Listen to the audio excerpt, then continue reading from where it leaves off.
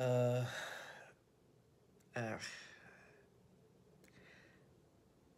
it'd be nice if all I had to talk about was just that game, but unfortunately, the there's a dark cloud just swirling around everything that is being an Evertonian and the Everton Football Club that you can't even think about this one game in isolation and give a report on it and be like, well, that was just that game. Next game we'll do better, because honestly, there's no indication that that is true. You can't just. This is uh, I watched that Sunderland Till I Die documentary, and Everton is doing its best impersonation of that.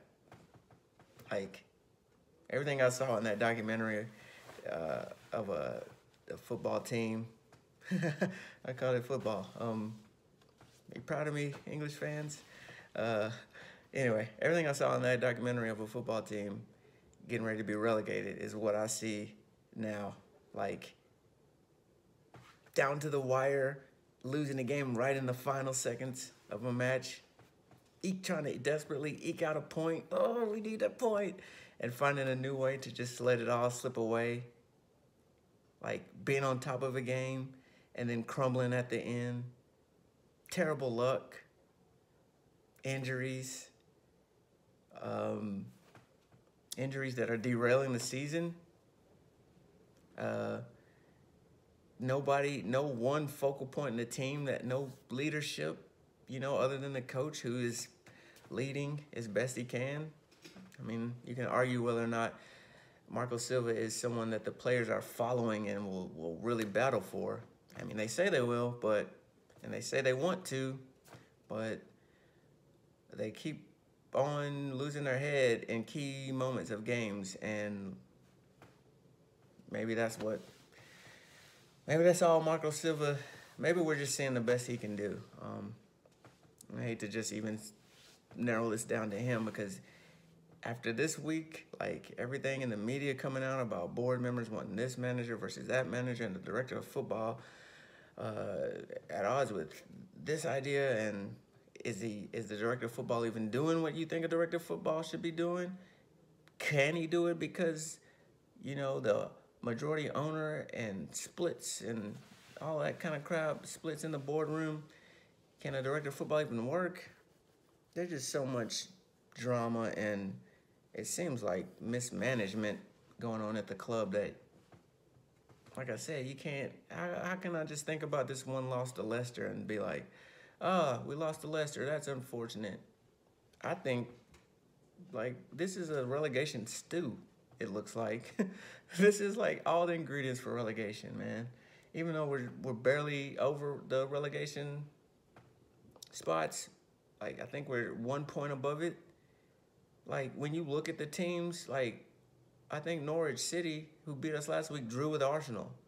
Like, and we're playing the same kind of football as those teams. Like, I saw Watford and Southampton yesterday, and they both looked like crap, but so do we. That's the thing. It's like there's no discernible difference. And I'm sure their fans are saying the same thing. We got quality in our squad. They were saying that junk in the Sunderland documentary too. We've got quality. And the thing that was the real hallmark to me was that thinking your squad is better than it is, and fans being like, we won't be relegated. It'll turn around. And I hear that in our fan base. And my antenna are up. Like, this looks like, man, I can't beat a dead horse enough, right? Just talking about the game, it was, Marco did his best. I mean, he changed the formation. It made sense, the formation he changed, from what I could gather off Twitter and people who know more than me. He did the best he could with the midfield. I mean, given that whatchamacallit can't stay fit. I don't even know why he signed him, Delph.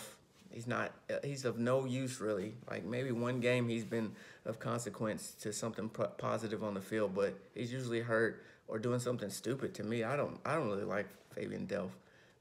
No disrespect to him as a person or whatever. I just don't think he's worth all that uh, that much of a fuss. Even if he was fit, I don't think it would have helped the game today. But whatever.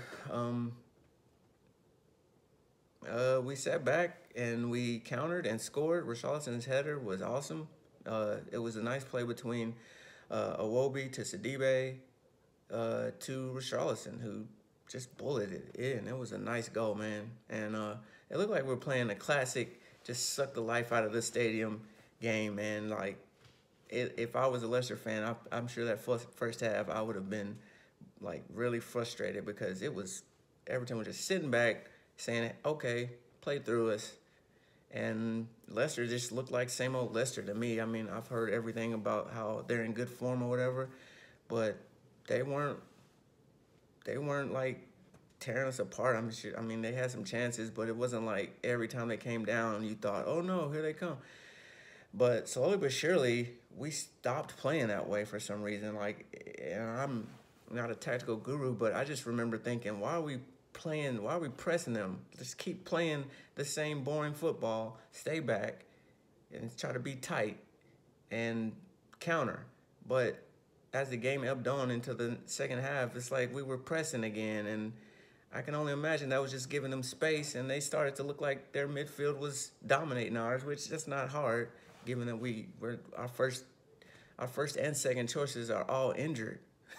So, whatever. Eventually, Leicester just countered on us and scored, and then that crap that happened at the end, this like farce of a I don't know what happened, man. Like, actually I do know what happened because I was watching it. It's like watching a train crash. You just see it coming. Like, you could tell that Everton's players, when the going gets tough or when it's crunch time, they just lose their heads every time.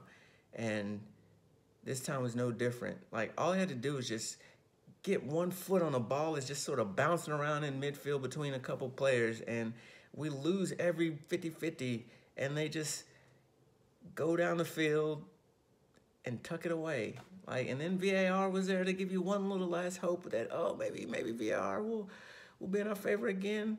And that was also cool. Like, for once, VAR earlier in the game was ruled in our favor to rule out a potential penalty to Leicester, but it didn't matter. That stupid potential offside at the end. It was Keystone Cops. Like, turn the ball over. They come charging upfield, can't snuff it out in the midfield. I guess that was Tom Davies. I don't know what he was thinking, and I don't blame him, but he just made mistakes. We couldn't snuff it out, and they score. They deserved it, really. I mean, I just think I don't know. I don't know where the team goes from here. Like, Wednesday's coming, and I could care less about the derby. Like, I don't care if Liverpool win that 10-0. Like, Everton we need to, as a club, as a fan base, all sit and look within ourselves and figure out, like, what direction we're headed, because right now it's to championship. I'm gonna have to try to figure out ways to watch Everton in America for championship football. Which I mean, I guess there's a ways to do it, but that's gonna be pretty depressing. I think Silva still's got to go. I don't think it's all his fault. I don't think this loss is his fault. I don't think he helped it, and that's probably why he should go, because he didn't help. I mean, the best you can ask for when you look at so many things, so many variables as to why Everton's probably in the position they're in. I mean, with the media circus and stuff that was going on this week, leaks from meetings that had been had since the Norwich loss, like, this board member wants this, that board member wants that. That stuff doesn't happen in a well-run club. So with all that, it's not the manager's fault really that we got a mess of a team, a Frankenstein team, and got different power struggles going on in the boardroom. It seems, but the manager's probably that's the last thing, like I said last week, that can help any of this dysfunction. You just need somebody that's gonna sit and make sense of things on the pitch and try to keep people organized that way. And between the bad luck and Marco not being able to fulfill that part of managerial remit, I think he's got to go. So I kind of just want him to just fire him for the derby. We'll get blasted. Who cares? I mean, I know that's hard. It's easier for me to say here. I live in America. I mean, I'm sure the Liverpudlians can never really comfortably stomach a loss to the Red Shite. And I don't really like it either, but we got bigger problems than a derby, any one derby.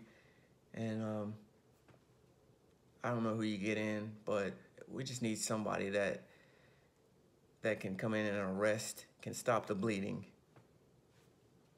That's it. Up the Toffees.